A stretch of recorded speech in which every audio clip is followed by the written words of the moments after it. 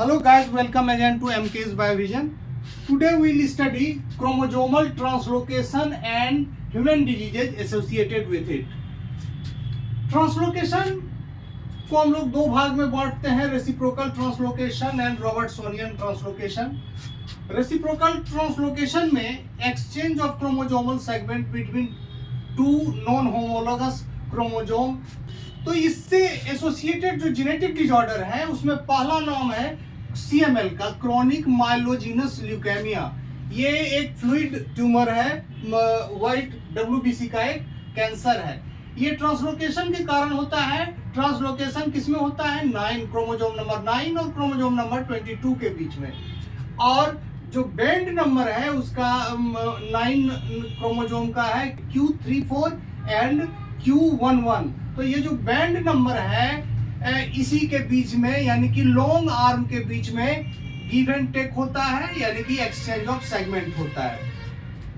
इस चीज को हम यहां समझते हैं। ये 9 नंबर क्रोमोसोम है और ये 22 नंबर क्रोमोसोम है। इसके ये नीचे वाला सेगमेंट दोनों आपस में एक्सचेंज कर लेते हैं। तो यहाँ जो 9 नंबर क्रोमोसोम में एक रीजन है जिसमें एक जीन है ABL1 और इसमें एक जीन है जिसको BCR के नाम से जानते हैं। ABL stands for Abelson, named after scientist, and BCR is break cluster region. तो ये ब्रेक क्लस्टर रीजन जो क्रोमोसोम नंबर 22 पर है ये अक्सर टूटता है और स्टिकी एंड को जनरेट करता है और ये चाहता है किसी दूसरे क्रोमोसोम से अटैच होना।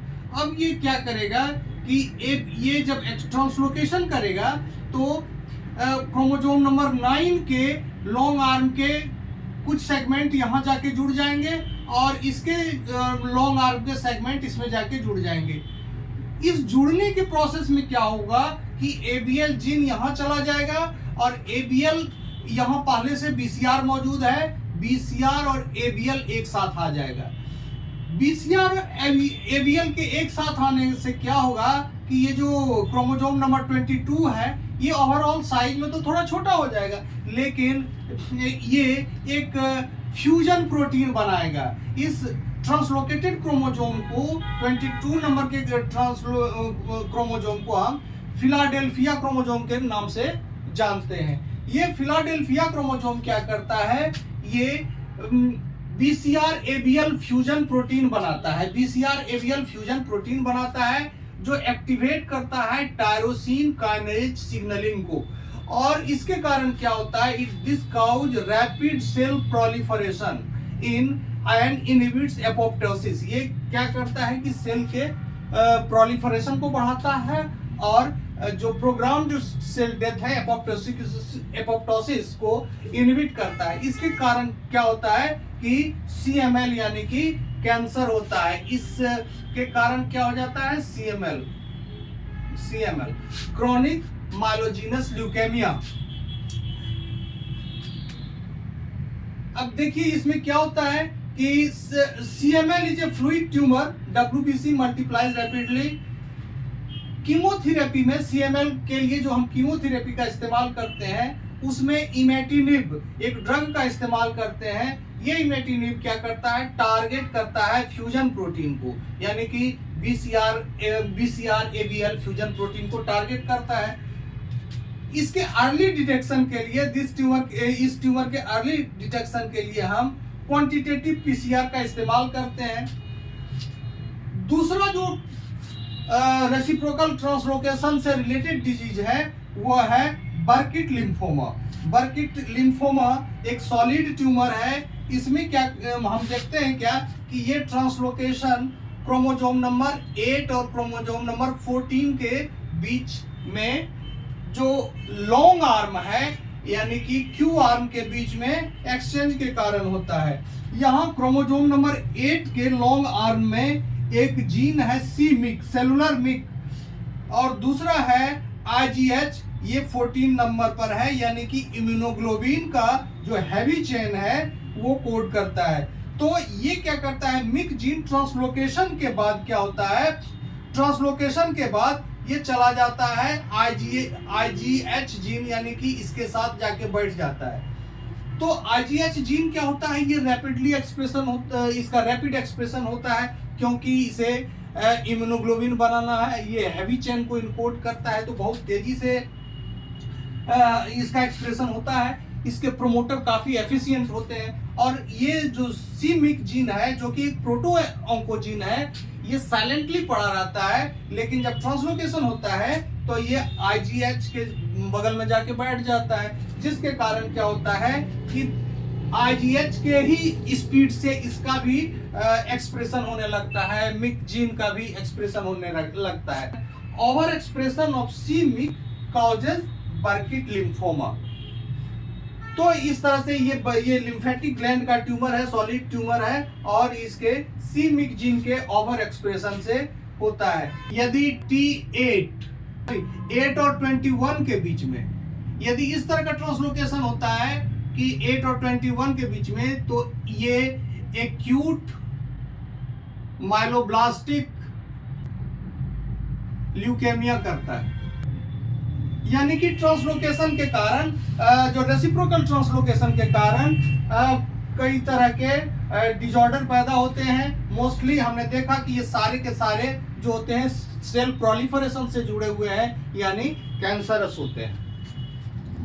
Now come to the second type of translocation, that is Robertsonian translocation, जिसको हम रॉब के नाम से भी जानते हैं। इसमें क्या होता है, fusion of two acrocentric non homologous chromosome. ये एक्रोसेंट्रिक क्रोमोसोम नंबर है 13, 14, 15, 21, 22। These are the acrocentric chromosome. यही आपस में रॉबर्टसोनियन ट्रांसलोकेशन करते हैं। तो fusion of two acrocentric non homologous chromosome by their short arms, ये शॉर्ट आर्म्स के थ्रू फ्यूज कर जाते हैं, और जिसके कारण इस फेनोमेना को हम लोग रॉबर्टसोनियन ट्रांसलोकेशन के नाम से जानते हैं। After translocation, only long arm of two chromosomes remains and short arm is deleted. Long arm केवल रह जाता है और short arm डिलीट कर जाता है। तो अब देखते हैं कि एक एग्जांपल लेते हैं रॉबर्टसोनियन ट्रांसलोकेशन का, that is translocation of 14 and 21। जब ये 14 और 21 का ट्रांसलोकेशन होता है, तो देखिए ये इसका ये this is the chromosome number 14 and this is the chromosome number 21। ये क्या करता है कि एक्रोसेंट्रिक क्रोमोसोम है, पी आर्म बहुत छोटे होते हैं, क्यू आर्म लंबे होते हैं। ये क्या करता है, क्रोमोसोम नंबर 21 इन्वर्टेड होके उल्टी दिशा में आके इस पे खड़ा हो जाता है या लग जाता है। इस वजह से अब ये मेटासेंट्रिक क्रोमोसोम लगने लगता है। Actually this is the product of fusion of to chromosomes, but see the morphology of a chromosome, it seems like metacentric or submetacentric chromosome। इसमें क्या है कि ये p आर्म नहीं है, ये q आर्म है 21 का, q आर्म है 21 का, और ये q आर्म है 14 का। यानी कि ये फ्यूजन का दो क्रोमोसोम के फ्यूज होने से बना है।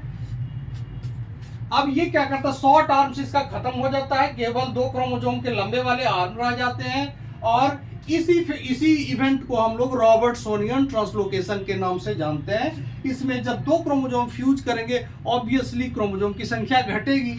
रॉबर्टसोनियन ट्रांसलोकेशन कोई खास जीनेटिक डिसऑर्डर पैदा नहीं करता है।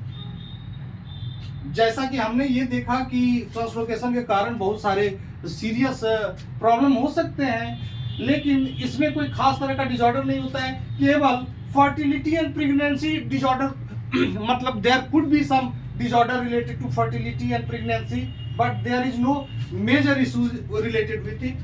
एसिम्प्टोमेटिक रॉबर्टसोनियन ट्रांसलोकेशन के कारण जो होता है, जो पर्सन रहता है वो एसिम्प्टोमेटिक होता है और कैरियर रहता है।